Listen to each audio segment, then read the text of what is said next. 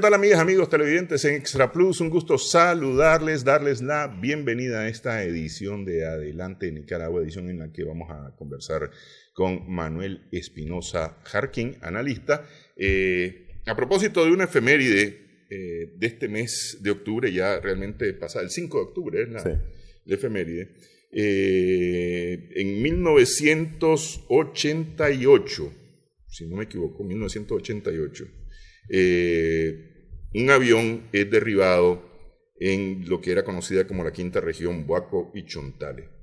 Y era un avión de abastecimiento para la resistencia nicaragüense. En ese avión sobrevive y se intenta escabullir un norteamericano que es encontrado al día siguiente, 1 o 2 días más tarde,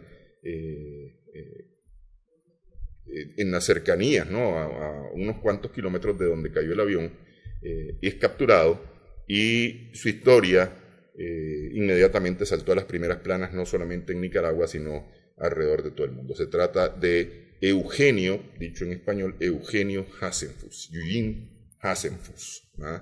Que fue juzgado y condenado en Nicaragua y más tarde indultado y entregado a los Estados Unidos. Un poco vamos a hablar sobre esto y la relación de Estados Unidos con la resistencia nicaragüense, la financiación a la resistencia nicaragüense. Claro. Bueno, bien, yo siempre agradeciéndote la invitación a tu programa. En realidad fue en el 86. En el 86, sí, en el espérate, 86. Yo ando cruzado con... Ya después de tantos años... No, y es la hora de almuerzo. Además, sí. No, porque también yo me quedé, el sábado estábamos en un diplomado de gestión pública y liderazgo, y el profesor, que es un PhD, tiene un nombre interesantísimo, Jorge Dimitrov. Ajá. Entonces preguntó y dijo a los participantes del diplomado que deberíamos de estudiar no solo el inicio, sino toda la guerra de los 80, ¿verdad? Y porque ahí había muchas lecciones aleccionadoras. Claro, este mes de octubre victorioso, ¿verdad? También hoy se conmemora el 41 aniversario del paso a la inmortalidad del comandante Pedro Arauz Palacio, sí. Y otros compañeros. Ahí cae en Masaya, es la fecha en que se recuerda la toma de Masaya, claro. O el ataque al cuartel de Masaya, sí. más que la toma de Masaya, en el que muere Israel Levites también. Claro, sí. claro. Marta Quesada, Marta Angélica Quesada, Juan Carlos Herrera, Carlos Arroyo, sí. Otros compañeros ahí también. Hay que recordar que 2-3 días antes se había producido la toma de San Carlos. Claro, sí. Y entonces el compañero, el comandante Pedro Arauz Palacio, seudónimo Federico, era, vamos a decir, padre de la clandestinidad, que conducía todo el frente interno. Y en honor a él, los servicios especiales, en su estructura, tomaron la inicial de F, para darle validez a su capacidad conspirativa. Y si vos mirás este hito del derribamiento, vamos a decir, de ese avión en que volaba Hasenfus, es parte de la herencia conspirativa de los hombres que integraban los aparatos especiales. Esto tiene que tener un orden para darle su lugar, porque si bien es cierto, el 5 se da el derribo, hay muchas, vamos a decir, consideraciones, opiniones de cómo esto se dio. Lógico, algunos te la quieren poner bastante fácil, pues se interceptó el avión, se colimó, se derribó y no hubo ningún tipo de victoria militar o trascendencia política nacional o internacional, cuando esto es un hecho que hay que estudiarlo. Y esto, en el estudio, vamos a decir, nuestra historia, y de las relaciones internacionales y bilaterales tiene una gran trascendencia. Yo platicaba con un alto mando de la resistencia y él me dice, fíjate Manuel, me dice que esto pues fue sencillo. Dicen que el piloto, ¿verdad?, principal tenía psoriasis. O sea que esta es una enfermedad bastante complicada y el piloto vivía estresado, entonces había tenido muchos fracasos, inclusive hasta amoroso, y en su desesperación y en el estrés que vivía tomó la decisión de volar de día, y entonces solo así fue que lo logramos derribar. Eso es un tanto light, la versión de la historia, pues que no deja de ser parte de... Pero vinculando, ¿verdad?, la realidad en que se vivía, hay otras versiones donde con mucha insistencia, mucho trabajo de hormiga, se venía logrando ocultar con bastante precisión los planes de todo tipo de la contrarrevolución, y entre estos esos vuelos de abastecimiento que se hacían. Y hay una mención ahí a alguien que estuvo bien, que se filtró, ¿verdad? Vamos a decir, al contra que dirigía estos vuelos desde El Salvador, de la base de Ilopango. Él se había enamorado de una joven ahí. En la contra le habían dicho que estaba pegada, ¿verdad?, que se había detectado que era sandinista, que mejor era que se retirara. Te estoy hablando del policía López, alias L26. Entonces, y para evitar pues que cayera o continuara en su relación, lo trasladaron a El Salvador a coordinar estos vuelos con los que estaban ahí por parte de la CIA. Y mintiéndole, se llevó a su amor también a la base, y que ya lo tenía colimado a él, pudo observar que ahí venía norteamericano y avisó, y ese aviso logró crear o activar todos los sistemas para esperarlo y cazarlo y hacerle una emboscada y derribarlo. Eso porque es importante también que el nicaragüense conozca de la historia, de los éxitos, de las victorias que ha tenido la lucha del Frente Sandinista en la defensa de su soberanía, en la defensa de la revolución. Porque muchos aquí, yo veo en los programas siempre a estos washingtólogos, es Estados Unidos, es más poderoso, a Estados Unidos no se le puede hacer nada, ni siquiera pensemos en luchar contra ellos. Y esta es una página que demuestra que son abatibles, pues, como ese avión. Casualmente en estos días alguien dijo, o sea, que como en Estados Unidos no se puede, hay que informar para hacer las marchas, ¿verdad? Entonces, él recomienda que porque ahí se hace, aquí también se debe hacer. Entonces, esa mentalidad, de una u otra manera, ellos quieren hacer calar en el pueblo, ¿verdad? Y venderle una imagen sobre... del paradigma. Sí, del invencible, sí, de los norteamericanos. Pero mira, este avión en el que venía Hasenfus no es el primer avión derribado en Nicaragua. No, ya había otro. Últimos días de julio, primeros días de agosto de 1984, no preciso exactamente la fecha, pero sí sé que es en esos días, en Apalí, Santa Clara, en Nueva Segovia, en la frontera con Honduras, cerca del cerro Mogotón, ¿no? Que es el pico más alto de Nicaragua, valga decir. Claro.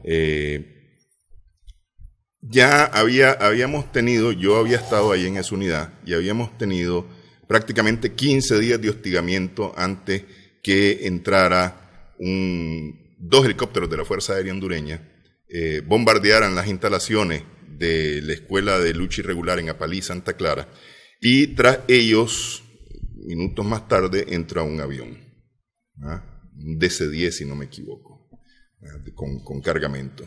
Y ese avión fue derribado a punta de fusilería. Quedó como a 3 kilómetros de la escuela de Apalí, y ahí se encontraron, la tripulación murió, toda la tripulación murió por el impacto, y se les quitó la plaquita que los identificaba además como soldados activos del ejército norteamericano. Claro. Me parece a mí que esa es la primera vez que se captura detalladamente evidencia de la participación norteamericana en el abastecimiento de la contra, porque el avión venía lleno de cosas para la contra. Claro. Sí. No, y antes de eso hubo otro derribamiento en Matagalpa, producto también de otro juego radiooperativo que se hizo, ¿verdad? Y se logró su derribo. Lo que pasa es que el de Hansenfuß tiene una trascendencia porque esto te da como punto de partida después al escándalo Irán-Contra, ¿ya? ¿Qué sucedía? Reagan, en su afán de destruir a la revolución sandinista, había violentado sus mismas leyes. Si vos te acordás, la primera mentira que elaboraron y le presentaron al Congreso para destruir la revolución fue que iban a armar a un grupo rebelde de 500 hombres que tenían como misión interceptar el flujo de armas que venía de Nicaragua hacia El Salvador. Y por eso en el 82 le dieron la primera asignación de $19 millones. El Congreso les compró la mentira, ¿verdad? Pero les dijeron pues de que de ninguna manera se iba a tratar de derrocar al gobierno sandinista. Pero como estos son abusivos del poder, ¿verdad?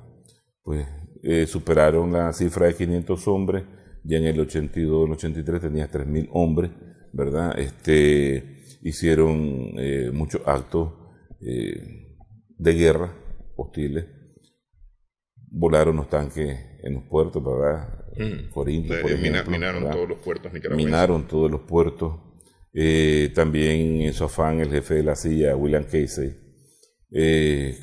mandó a un especialista en psicología social a elaborar el famoso manual de operaciones psicológicas, que en su 5ª sección, si ahora no mal no recuerdo, decía que, y te lo traigo a colación para que la gente vea que tanto este procedimiento macabro existe hoy día y se dio en los meses pasados. Decía que se debían de provocar choques entre las fuerzas de oposición y los sandinistas, y en esos choques, ¿verdad?, capturar sandinistas, torturarlos y presentárselo al pueblo para desmoralizar al pueblo y quitarle la imagen de que los sandinistas eran intocables, ¿verdad? Y lo otro era de que en esos enfrentamientos procurar el asesinato de sus mismos marchistas para acusar a los sandinistas y causar el repudio de la población en contra de los sandinistas. Vos viste ese escenario hace poco. Entonces ahora, claro, yo te decía en un programa pasado, ahora toda la culpa se le echan a Inchar, ¿verdad? Pero Inchar lo que vino fue a retocar, ¿verdad?, manuales de operaciones psicológicas que ellos han venido desde muchos años atrás elaborando. Y lógico, esto fue denunciado inclusive por uno de los primeros directores o jefes del directorio político de la Contra, Chamorro, inclusive hasta Adolfo Calero. Se rehusó pues a que ese manual se imprimiera y le hicieron un retoque. Pues cuando vos ves la discusión sobre ese manual, lo quieren centrar solo sobre un concepto que usan de neutralizar, pues que si neutralizar era bueno o no, ¿verdad? Porque neutralizar puede decir parar o también puede significar liquidar físicamente a alguien. Sí. Pero todo eso fue acumulando mayores evidencias del involucramiento directo del gobierno norteamericano, porque la voladura de los tanques de combustible en Puerto Sandino y Corinto lo hacen comandos de origen ecuatoriano de la CIA. Igual el minado de los puertos no lo hacen comandos de la Contra, sino de la silla. Sí, y además yo recuerdo el hostigamiento de lanchas rápidas en aquella época que entraban a estar hostigando. Sí. Sí. Entonces, claro, ya en junio ya estaba más que evidenciado. En junio ganamos en la Corte de La Haya, y lo que pasa en octubre del 86 con el derribo del avión de Hansenfuss, pues es un proceso más que te facilita ver ese involucramiento de manera ilícita que tiene el gobierno norteamericano en su afán de derrocar al gobierno sandinista. ¿Por qué? Porque en los documentos que ahí se encuentran, ¿verdad?, en el avión, hay tarjetas de presentación, hay documentos de procedencia de la arma, de trasiego inclusive, cómo esto se hacía, y viene a evidenciar que los norteamericanos, el gobierno, el ejecutivo, violentando la enmienda Boland, que era la que le impedía al ejecutivo o a cualquier agencia norteamericana financiar a la contra fuera de lo establecido por ellos, ¿verdad? Pues ellos lo siguieron haciendo con unas ventas de armas que propiciaron con Irán, a cambio todo un esquema ahí de que un movimiento en el Líbano soltara unos rehenes que tenían, y también el trasiego de estupefacientes, ¿verdad?, que hacían desde Colombia a los Estados Unidos. Y el excedente iba a ser... Paremos un poquito aquí para desentrañar un poquito y explicar algo sobre este tema. Vamos a hacer pausa en esta edición de Adelante Nicaragua.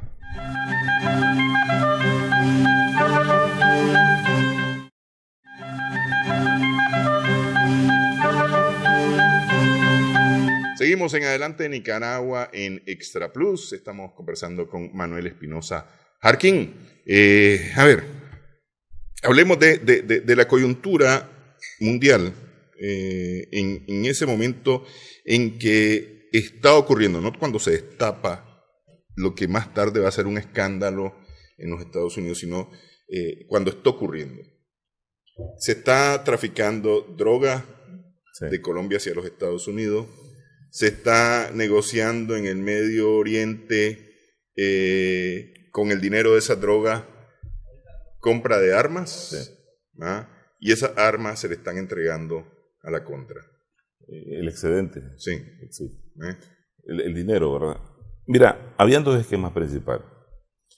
El primero era un esquema donde el Pentágono le vendía armas a Israel. Unos cohetes antitanque denominados TOW. Israel, a través de un traficante de armas, iba a vendérselos a Irán. Eran como 500 cohetes TOW al final. Estos iban a pagar, Israel le pagaba al Pentágono lo que valían las armas, ¿verdad? Al entregárselos al traficante de armas, lo iba a vender a un precio sobrevalorado a los iraníes. Y ese excedente, ¿verdad?, es el que se le iba a entregar a la contra. O se iba a ocupar ese excedente de dinero para comprar armas para la contra. Luego está el otro esquema, que es negociar droga dentro de los Estados Unidos para también el excedente de eso financiar a la contra. O sea, el Congreso nada de eso ni iba a aprobar ni estaba al tanto, ¿verdad? Y son esos dos esquemas ilícitos los que salen a la luz en el escándalo Irán-Contra. Hay un libro muy interesante que se llama Dark Alliance, la alianza oscura, de este periodista Gary Webb, que hace, no sé, tal vez unos 2 años aquí pasaron una película que se llama Kill the Messenger, matar al mensajero, ¿verdad? Sí. Y te da toda esa trama, pues, del tráfico, de toda esa red que manejaba este general en retiro de la Fuerza Aérea, de apellido Secord, ¿verdad? Que junto con 2 cubanos manejaban toda esta red de transporte aéreo para el tráfico tanto de armas y de estupefacientes. Uno de ellos, este famoso cubano Luis Posada Carriles, Sí. ¿verdad? Conocido terrorista. Que acaba de morir recientemente. Sí, Sí. y que fue prácticamente el que elaboró el plan del derribo del avión donde iban deportistas cubanos, ¿verdad? Y tiene todo un libreto de acciones terroristas, agente de la CIA. Y el otro era uno que se llama Félix Rodríguez, que participó también, agente de la CIA, que participó en el choque de la agrupación del Che Guevara en Bolivia. Ambos son conocidos. Eso para que veas que mentes oscuras trabajaban con este general Richard Secor, que era el que dirigía ese esquema. Y también luego venía el esquema menor de abastecimiento y avituallamiento a la contrarrevolución dentro del territorio. Ok, te pregunto por Irán. Es decir, ¿por qué esa relación con Irán cuando supuestamente Estados Unidos estaba peleando con Irán? Porque, es decir, hay que recordar que en el año 79 se produce la revolución iraní que vota al Shah.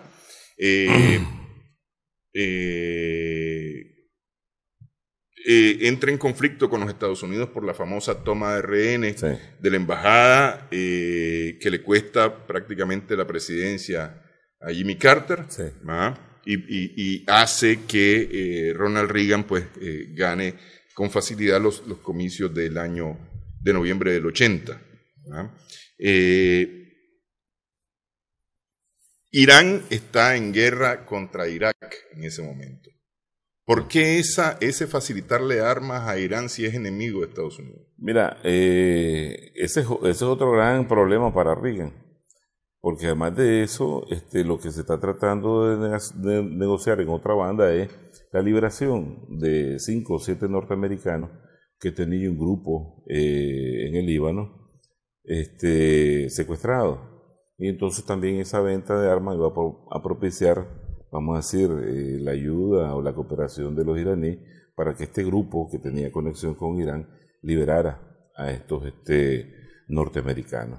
Y eso te explica, porque inclusive si vos mirás en el tercer esquema de recaudación de fondos para la contra, donde participó Arabia Saudita, participó Taiwán, participó Irán, sumaron entre el 85 y el 86 alrededor de 32, 35 millones de dólares que, aquellos americanos pudientes en recolecta interna dentro de los Estados Unidos también aportaron a ese monto que se le entregó fuera de lo que se canalizaba por el Congreso, ayuda a la contra, porque había una ayuda supuestamente calificada como letal y no letal, ¿verdad?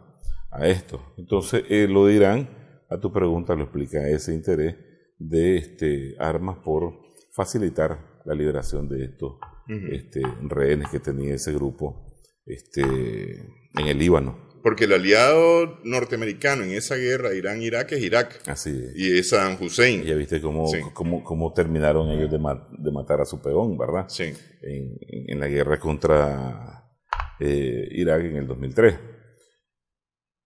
Aquí hay algo muy interesante, ¿verdad? Hablamos de esos papeles que salen ahí del avión, de Hansenfuss y todo eso, porque a veces nosotros nos aislamos y creemos que no somos parte de una confrontación mayor, etcétera, etcétera. Y al mes hay algo muy interesante, mira, que tampoco no se estudia mucho y la relación, yo siempre cambiemos el pensum del estudio de las relaciones internacionales y enseñémosle a nuestros jóvenes futuros relacionistas la historia desde nuestra posición y demostrando nuestras ventajas y nuestros éxitos históricos. Entonces, para el 11 de octubre iba a haber una reunión cumbre entre Gorbachev y Reagan. 11 de octubre del 86. Del 86, sí. ¿Verdad? Entonces, vos sabés que ambos bandos se preparan, ¿no? Y el tema, por ejemplo, torálgico para los soviéticos era el programa de la Guerra de la Galaxia. Y entonces miraban ellos cómo negociar con Reagan de que no llevaran ese programa allá, porque la economía soviética no estaba para responder a ese, vamos a decir, reto, a esa amenaza. y ver cómo ellos negociaban reducir armamento. La Unión Soviética demostraba ir al encuentro de esta propuesta en la condición de que estos no llevaran el programa nuclear al espacio. Esa es la negociación SALT. Sí, a pesar de que todo era un MIF, todo era un bluff, una activa de los norteamericanos, ¿verdad? Entonces, los soviéticos, esta información y estos esquemas, también ya lo tenían, esta información, y la habían conseguido de otros desde Washington. Entonces, se la facilitó la inteligencia soviética a Gorbachev para que se la soltara a Reagan en la mesa en Reykjavik, en la cumbre de Reykjavik. Lo que hizo Gorbachev, ¿verdad? Porque Reagan, para el 86, está bien golpeado. A lo interno, la imagen de Reagan está bien golpeada, y no solo por su actuar internacional. En la mitad de su segundo mandato. La mitad de su segundo mandato, pero además tiene unos enormes problemas de déficit fiscal. Y que esto agarrara vuelo lo iba a llevar hasta el impeachment, pues hasta la destitución. Y la cosa es que Gorbachev se lo dijo. Le dice, mire, nosotros tenemos una información, así. Pero como Gorbachev andaba de tonto creyéndole el cuento de que ya eran amigos, ¿verdad? Le dijo, pero nosotros de buena voluntad no vamos a utilizar esta información para causarle daño a usted, ¿verdad? Pero como al mes del derribo del avión aparece en el Líbano una revista Al Siria, creo que se llamaba, donde se revela el esquema de la venta de armas y todo eso, la prensa en Estados Unidos no perdona, ¿verdad? Y salpicó. Y ya para el 21 de noviembre, cuando ya se entiende que el asesor de seguridad nacional John Poindexter, que teniente coronel Oliver North, también del Consejo de Seguridad Nacional, y otro que se llamaba Van Hall, están involucrados, ¿verdad? No solo es la CIA, y devela para esa fecha que los documentos se perdieron, peor el escándalo, y agarra un vuelo que comienza a llevar a las cuerdas a Reagan, ¿verdad? Y todo es provocado por toda su intención de destruir a la revolución sandinista y regresarnos a la edad de piedra, ¿verdad? Y entonces esto, para librarse del golpe, le echan el clavo a la CIA, ¿verdad? Y entonces el que era jefe de la Fuerza de Tarea de Centroamérica, dentro de la CIA hay una división latinoamericana que atiende todo el hemisferio, ¿verdad? El Caribe, Cuba. Como la guerra está enfocada contra Nicaragua, el jefe de la división latinoamericana, Clerich, dirigía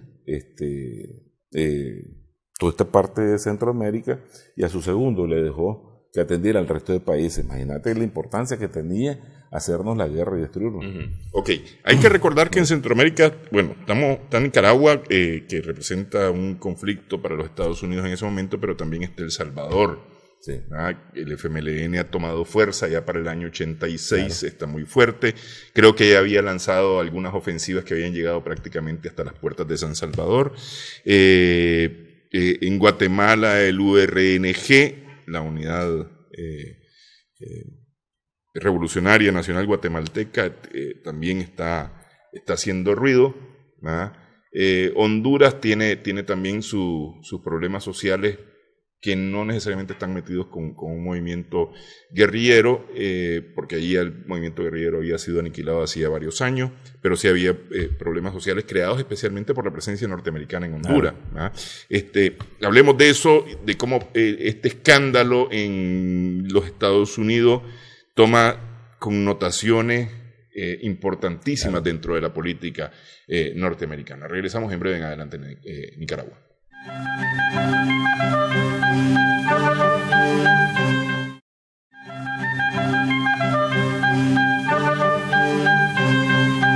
Seguimos en Adelante Nicaragua en Extra Plus. Estamos conversando con Manuel Espinosa Jarquín.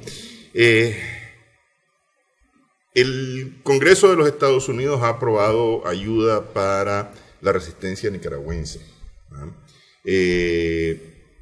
principalmente empujado por el presidente Reagan, que prácticamente ya en el año 92 93 en una declaración a la Unión, el Estado de la Unión, en enero de cada año, llama a la resistencia nicaragüense los paladines de la libertad. En el 82. En el 82, perdón, sí, yo estoy pensando 90, sí, en el 82, llama paladines de la libertad y con eso empieza a empujar ayuda directa de los Estados Unidos a la resistencia nicaragüense, supuestamente ayuda humanitaria, porque no se trataba de ayuda o no se trataba de financiamiento directamente para armamentos y demás. En todo esto, pues, tiene que resolver Estados Unidos cómo financia armamento, entrenamiento, avituallamiento, mantenimiento de esa tropa. Y por ahí sale el Irán Contra. Entonces, en ese sentido de apropiación de la guerra, en su afán de destruirnos, pues él le permitió se permitió ese esquema donde funcionarios del Consejo de Seguridad Nacional también participaran, ¿verdad?, en la venta de armas y la de droga por dinero.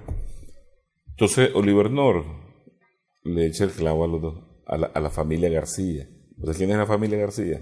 En términos coloquiales se le dice hacia la CIA. Los contras le decían hacia la CIA, la familia García, ¿cómo termina? Entonces, el jefe de la Fuerza de Tarea Centroamericana, dentro de la CIA, dentro de la visión de Latinoamérica, 200, 300 hombres, para que tengas una idea, enfocados hacia nosotros. Se llama Alan Fierce. Él le devuelve y le dice, no, yo pasé un informe y desde el principio de que este esquema no iba a funcionar y no iba a traer problemas. Los del Consejo de Seguridad Nacional se han apropiado de esto, ¿verdad? Y son ellos los del enredo. Y así inicia a tejerse todo ese dilema. Pero que casi lleva al impeachment a Reagan. Pero lo que pasa es que principalmente, más que Poindexter, Oliver North, es que Poindexter se sale. Sí, es el que se convierte en el pararrayo de todo este asunto, sí. Y luego hay que buscar otros chivos expiatorios, ¿verdad? Entonces, este fiscal general de apellido Mes, que comienza a investigar, va encontrando posibles culpables. Uno, el jefe de operaciones de la CIA, ¿verdad? A su nivel máximo jerárquico, que era Clair George. Terminó mal. El jefe de la división de Latinoamérica, Duane Clerich, también terminó mal. Cuando te digo terminó mal, casa por cárcel y con una fianza enorme. Por ejemplo, Clair George, que te acabo de mencionar, le metieron una fianza de $1 millón por ser culpable, ¿verdad? De todos estos actos ilícitos, de meter tantos enredos al gobierno norteamericano. Lógico, Reagan se se lava las manos, ni siquiera los indultó. Lo indultó Bush padre. Y te voy a decir que tuvieron que andar haciendo hasta colectas para recoger para que estos pudieran pagar $1 millón. Sí. ¿Me entendés? Y el otro eran como $250,000. Alan Fierce se salvó, ¿verdad? Porque él a tiempo presentó un informe, dijo que no estaban de acuerdo con este esquema que estaban haciendo y prácticamente anunciaba que la operación iba a ser todo fallida. Hay algo que cuando estudias todo esto desde varios ángulos, mirá, Reagan le escribe a Gorbachev y le dice, mire, parece que estoy en la guardarropa, pues, por decirte algo ilustrado. ¿Qué otra información hay que pueda comprometer, verdad? Y canalla se le entrega, ¿verdad? Se escribe que la información había procedido de un think tank en Washington que estaba dedicado al desarrollo de política internacional. Y ahí estos analistas que habían estado antes en la CIA lo habían extraído toda esta información, el que se le había pasado a los soviets. Entonces se le entregaron, ellos penetraron a las instalaciones, robaron los CPU, los archivos y todo eso. Unos dicen que... Ellos, el gobierno norteamericano. Claro, para borrar la huella. Por eso es que uno ve involucramiento ninguno de Reagan, pues sale libre, sale sin habilidad, pues, y quedan estos chivos expiatorios pagando. las consecuencias de toda esa... Es decir, lo que hoy acusan el supuesto involucramiento ruso en las elecciones que llevan a Trump a la presidencia no es una cosa nueva en los Estados Unidos, en la política de los Estados Unidos. Mira, ellos siempre tienen unos enormes problemas internos, ¿verdad? De lucha por el poder, de competitividad y su misma mentalidad. Mira, ellos, en su afán si voy a mirar extrapolando la situación, en su afán de dominar, ¿verdad? Ellos, sus acciones de política exterior son muy hostiles, agresivas, intervencionistas, todos los calificativos que vos le podés dar. Y nosotros pues tenemos otra máxima, luchar por la paz, ¿verdad? Alcanzar la paz, defender la paz. Y cuando vos hablas en una clase de acciones por defender la paz, ¿verdad? No te entienden. Es más fácil entender cómo te montan una guerra de agresión y te debilitan y te golpean y te llevan al atraso, porque lo ven como algo lógico, tangible, ¿verdad? Pero cuando vos hablas de acciones en política exterior, de líneas de acción, de trabajo, a largo plazo, por alcanzar y defender la paz, no lo entienden porque creen que es un imposible, producto del accionar bárbaro que estos tienen y el influenciamiento que tienen sobre uno. Pero mira que luchando por la paz logras crear una dinámica tan lógica que lo puede llevar hasta las cuerdas. Y a su presidente, ¿verdad? Casey se salvó, porque a los pocos días que estalló, se supone que le reventó un cáncer y se murió, ¿verdad? Pero hay algo que dicen que todavía en el hospital lo entrevistaron, le dijeron, usted recibió una firma, una orden presidencial, y él dijo, sí, pues, pero después murió, ¿verdad? ¿Cómo terminan esto y cómo terminan aquellos que obsesionados con chocar con nosotros, con destruirnos también, presos y pagando unas multas? Todo esto la gente no lo sabe. Entonces cuando llegan estos Washington y te dicen, no, que los Estados Unidos aquí, los Estados Unidos también pueden ser golpeados en defensa de la paz y la soberanía, ¿verdad? ¿Qué lecciones le dejó esto a Estados Unidos? Porque es decir, estamos hablando de una cantidad de acciones ilícitas sobre algo que Estados Unidos sabía que estaba ocurriendo. De alguna manera Estados Unidos sabía que estaba ocurriendo, porque Estados Unidos se había declarado el principal soporte y apoyo para mantener la resistencia en guerra en Nicaragua. Eso era lo evidente, ¿no? Porque con la historia de que representa Nicaragua un problema para la seguridad nacional de los Estados Unidos, pues era necesario, y lo digo entre comillas, defender al país, ¿no? Lo que no se sabía era cómo se estaba haciendo el asunto. Vale. Pero esto debe dejar algunas lecciones, o debió dejar algunas lecciones para los Estados Unidos de cómo hacer las cosas, porque no es que dejaron de hacerlas. Es importantísimo, o sea, pensar que ellos reciben una lección y producto de ese eleccionamiento van a dejar de hacer las cosas es un imposible, ¿verdad? Ellos lo que van a hacer es maquiavélicamente perfeccionar el ataque o la agresión o la intervención a otros pueblos, ¿verdad? Si vos mirás el formato, por ejemplo, que usaron con la Contra y usaron con los dushmanes en Afganistán, es el mismo. Y ese mismo formato de los talibanes después, ¿verdad? Va a ser el mismo de Al-Qaeda en toda la franja del Magreb. Y hoy todo lo que existe, y están los grupos terroristas que están luchando en Siria. Entonces, han tratado de perfeccionar lo maquiavélico de los planes, mas no han dejado ilícitamente de actuar en la lucha contra los pueblos, ¿no? Entonces, esa es la única lección, cómo perfeccionar más todas estas operaciones encubiertas, porque esto está catalogado como operaciones paramilitares, pues, encubiertas, y hoy las están haciendo mejor. ¿Qué pasa? Financiar es un problema. Ahora están financiando a la mal llamada sociedad civil de una manera, vamos a decir, hasta permitida. Pero que el resultado es lo que define qué se utiliza con ese financiamiento. Y lo que aquí cómo se ha utilizado ese financiamiento es tan igual como el que se utilizó en los años 80.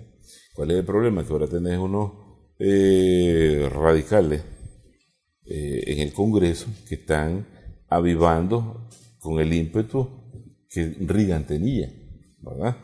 Y se puede ver como que la maquinaria está completa, la maquinaria norteamericana para atacar a la revolución.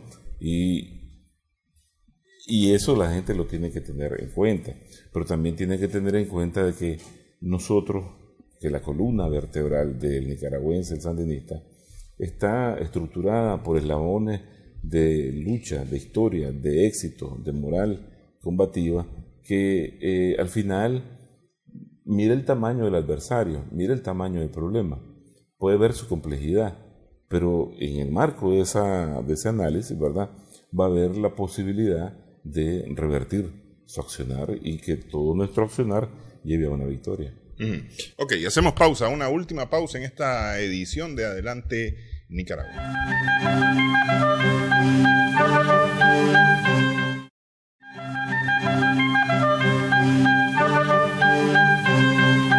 Seguimos en Adelante Nicaragua en Extra Plus. ¿Qué hay? Porque decíamos las lecciones que pudo haber aprendido Estados Unidos, ¿no? Estados Unidos dice que no está financiando guerra, que no está financiando conflictos, que lo que está financiando es la defensa de la democracia, libertad de expresión, derechos humanos, básicamente. Sí, toda esa retórica que digo. Sí, que según lo que se ha dicho en Nicaragua, esto es lo que se ha dirigido a algunos organismos de la sociedad civil para preparar lo que ocurrió a partir de abril en Nicaragua. ¿Viene de ahí, de esas lecciones? No, yo lo que te digo es ellos lo que hacen es refinar el operar intervencionista, ¿verdad?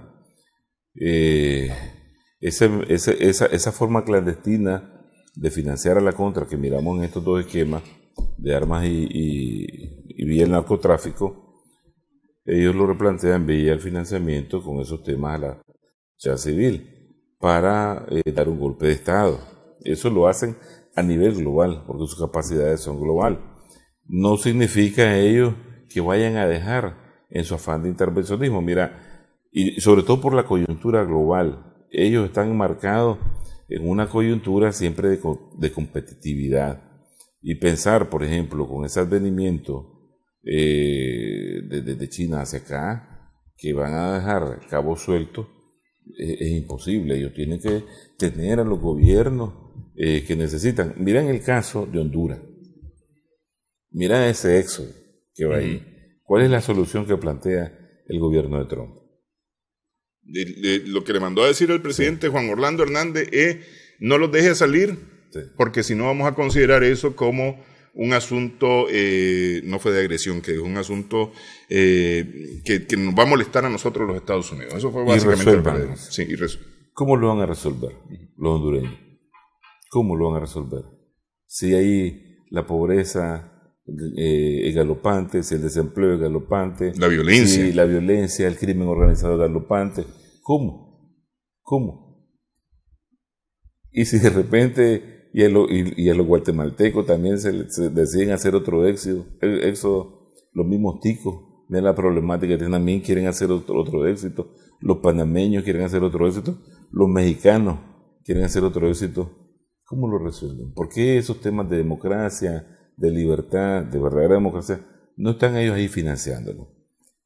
Y no están, como te dijera yo, haciendo las cosas como deben de ser, sino que aquí están creando una élite de poder que no promete nada, no ha prometido nada. Yo no he escuchado, como te decía en el otro programa, no proponen nada, no llegaron a nada. Es un quítate tú para ponerme yo solo porque yo hoy me sentí más fuerte y puedo gritar bien. No revisan ni nuestra historia. La historia de éxito que te conté desde el principio acá, la deben de conocer, pero también deben de conocer que el sandinismo es una fuerza monolítica, social, popular, constituida, que no es ni ese financiamiento, ni esos 4 litones, ni esos grupos ahí de los picos rojos que van a desestabilizar nuestro progreso y nuestro desarrollo a futuro. Imagínate, te proponen cada banalidad, que eso no va a generar más cierta gente en su imaginario, no sé, llegaran al poder, que no le van a proponer nada a Nicaragua, eso es lo que va a pasar, otro éxodo de nicaragüenses hacia allá. Entonces, los norteamericanos no te proponen nada. Va a decir, bueno, mira, todo eso que te doy para que tengas ahí mi base, vas a meterlos en programas sociales, levantar el empleo, hacer que la vida de toda esta gente que está buscando cómo irse sea más digna. Eso es pequeño a la par de lo que se les armaría si ese grupo pasa. Y si ese primer grupo pasa, viralmente toda Centroamérica va a irse para allá. Y sus muros de contención, ¿por qué están poniendo muros con México? De contención, ¿verdad? Porque el neoliberalismo no te produce más que miseria, hambre y pobreza, ¿ya? Entonces, en las operaciones clandestinas lo que han aprendido es a refinarlas, ¿verdad? Y esto también es parte de eso. Su colorario, vamos a decir, y verborreo de política internacional es hueco, no soluciona el problema. Y cuando ya se sienten amenazados, ya comienzan a decirlo, lo resuelve o vamos a tomar medidas. No sé, pues, interesante qué medidas serían las que tomarían con tanta cantidad que quiere emigrar, porque allí no se puede vivir, en ese país no se puede vivir. Yo tengo un amigo nicaragüense que vive ahí, se vino para acá, ¿verdad? Me contó lo que le pasó. Aquí él ya, su negocio está produciendo, está haciendo plata, ¿verdad? Retornó a su país, porque aquí su país le da las condiciones necesarias para desarrollarse como empresario, tener una vida digna y segura para él y su familia. Estando ahí, por frejarle comenté en el Facebook, ahí estuvieras en ese éxodo si te hubieras quedado ahí, ¿verdad? No me ha contestado, pero saben que es con cariño que lo hacemos. Sí. Justamente de esto que hablabas ahorita, de este éxodo, la semana pasada hubo la cumbre del llamado Triángulo Norte con Estados Unidos y México para tratar principalmente ese tema, el tema inmigración, que es el tema que más preocupa a los Estados Unidos, por cuanto es guatemaltecos, salvadoreños y hondureños los que más están llegando a Estados Unidos, ¿no? Y los que más reciben apoyo para ellos, pero es que también los niveles de corrupción en esos países es enorme. Los gobiernos neoliberales, post-neoliberales, no van a resolver nunca los problemas de la gran mayoría. Y eso hay que decirlo y hay que entenderlo. Mira, nosotros estamos tranquilos.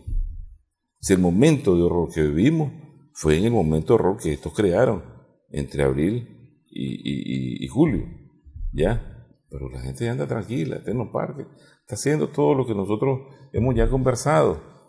¿Vos crees que esa gente no quisiera vivir en los términos de paz y seguridad que nosotros viviéramos? Y nosotros entendemos los miles y un problemas que se pueden venir encima y por culpa de ellos, porque eso es lo que buscan, cómo poner la situación apretada para que la gente se voltee en contra del gobierno. Pero esto es una, vamos a decir, no solo una conducción, un planteamiento de país, de aspirar al desarrollo. Entonces, si hemos salido de guerras, de dictadura, hemos demostrado una capacidad económica de progreso, pues también se van a saber enfrentar estas retos y amenazas. Y te lo digo con plena seguridad, no con inseguridad de toda esta gente que camina en ese éxodo. Hay que comparar bien las realidades de cómo viven realmente los países vecinos en términos de prosperidad. Ahora, no solo podés vivir con la paz y la prosperidad de hoy día. Los pueblos tienen que vivir con la esperanza de que así va a ser siempre y cada vez va a ser mejor. En los países vecinos vos no encontrás ese tipo de percepción. Bien al contrario, es de desesperación, es de angustia, es de buscar un mejor camino. Pero el mejor camino que siempre aquí te han sembrado es hacia el norte, y en el norte hay un gran muro. y dicen no pasarán. ¿Ya? Entonces, es una gran disyuntiva. Ok, volviendo a nuestro tema, el que nos convocó en esta edición de Adelante Nicaragua, hay muchas voces que han indicado que nada tiene que ver, que no hay forma de comparar lo que ha ocurrido en Nicaragua en estos días, en estos últimos meses, con antes de 1979, ni con lo que ocurrió durante la década de los 80. ¿Vos verías alguna conexión histórica, operacional, entre lo que ocurrió en esos días del 80, el involucramiento de Hasenfus y todo eso con la actualidad nicaragüense? Mira, quienes quisieron revivir muchos episodios, vamos a decir, sobre la situación que se dio en la insurrección final, por ejemplo, o en la parte final de la guerra contra Somoza, fueron ellos, porque utilizaron la memoria colectiva de esa etapa con acciones que ellos generaron para que la gente entendiera que su lucha era tan lógica y tan verdadera como la que tuvo el pueblo encabezado por el Frente Sandinista contra la dictadura de Somoza. Eso por analogía. Lo otro, mira, cuando van a montártela, cuando van a atacar, las opciones son muchas y son varias. Esto es apenas una parte, un esquema de su intervencionismo contra nosotros, de su ataque contra nosotros. Esto va a manifestarse, se manifiesta aquí en el plano político interno, se manifiesta en el plano político internacional. Ves aquellos países que están peores que nosotros. Honduras habla mal de nosotros, Costa Rica habla mal de nosotros, los mexicanos hablan mal de nosotros, los argentinos hablan mal de nosotros, y ellos están peores, ¿verdad? Y ese concierto pues se agrupa contra nosotros diplomáticamente. Hay que trabajar todo eso, pero también hay aspectos, vamos a decir, de líneas de ataque en el campo económico-financiero, y si vos crees que se puedan ellos retornar a crear el esquema de la contra, pero eso no sería nada extraño, ¿verdad? Pero tampoco les conviene, ¿ya? O sea, lo que te quiero decir es, los formatos o planes de ataque pueden ser diversos. Lo que ellos tienen que estar claros es cómo ellos van a terminar, porque en aquel entonces prácticamente Gorbachov salvó a Reagan con esa canalla de entregarle tanta información. Pero las leyes internacionales son las leyes internacionales. A nosotros nos valida la razón, ¿verdad? Nosotros somos los que estamos siendo atacados. Nuestro progreso, nuestro desarrollo, nuestro futuro está siendo atacado, y nosotros tenemos que responder con la lógica de nuestro pueblo, de nuestra verdad y de las normas, los instrumentos que te da el derecho internacional. Así de sencillo. Por eso, es decir, vos mirarías en lo que ha sucedido en los últimos meses en Nicaragua, como se dice popularmente, la mano pachona de los Estados Unidos. Ahí está, hermano. Eso no puedes tener ni la mínima gota de duda que tras bastidores están ellos. Pero mira, se destrancan, ¿verdad? Se comienza a enjuiciar, a hacer un proceso jurídico lógico, ¿verdad?, para todos aquellos que violentaron el orden, y ellos siguen presionando internacional, o sea, a nivel de declaraciones. Aquí, estos son tan capaces, los norteamericanos, de que ven que están crucificando ellos a Jesucristo, ¿verdad? Y se olvidan de Jesucristo y te van a pedir que saque a los que lo crucificaron. Así de sencillo. Entonces, es irracional su forma de actuar y de explicar las cosas. Bueno, quiero agradecerte, Manuel, que hayas estado con nosotros en esta edición de Adelante Nicaragua. Gracias también a nuestras amigas, amigos televidentes por su sintonía. Esperamos que el programa haya sido de provecho para ustedes.